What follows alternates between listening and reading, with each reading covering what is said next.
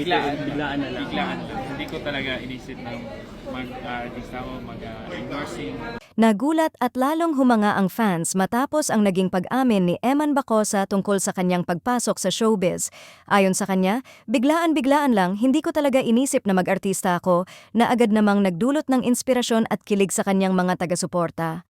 Sa panahon kung saan maraming nangangarap na makapasok sa industriya, kakaiba ang kwento ni Eman. Hindi raw niya pinlano o pinangarap ang maging artista at lalong hindi niya inexpect na mapupunta siya sa mundo ng endorsements at showbiz. Para sa marami, mas lalo siyang naging relatable, isang simpleng tao na biglang nabigyan ng oportunidad at sinunggaban ito. Dahil dito, umani siya ng papuri mula sa netizens.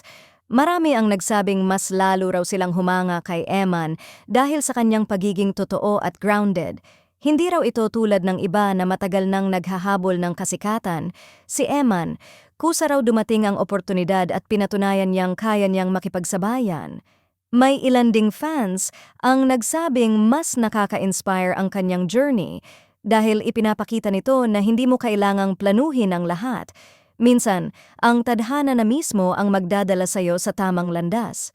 Para sa kanila, si Eman ay patunay na kahit hindi mo inaasahan, pwedeng magbago ang takbo ng buhay mo sa isang iglap. Gayunpaman, may iilan pa ring nagtatanong kung paano nga ba nagsimula ang lahat. Ano ang naging turning point? Sino ang nakapansin sa kanya?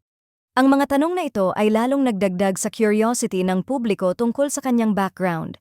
Sa kabila ng lahat, nananatiling simple at humble ang dating ni Eman, bagay na mas lalong minamahal ng kanyang fans.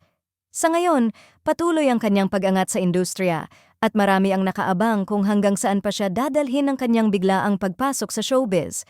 Isang bagay ang sigurado, ang kwento ni Eman Bacosa ay hindi lang tungkol sa kasikatan, kundi tungkol sa pagkakataon, tiyaga at pagiging totoo sa sarili. Kaya naman hindi nakakapagtakang mas lalo siyang hinahangaan ng publiko ngayon.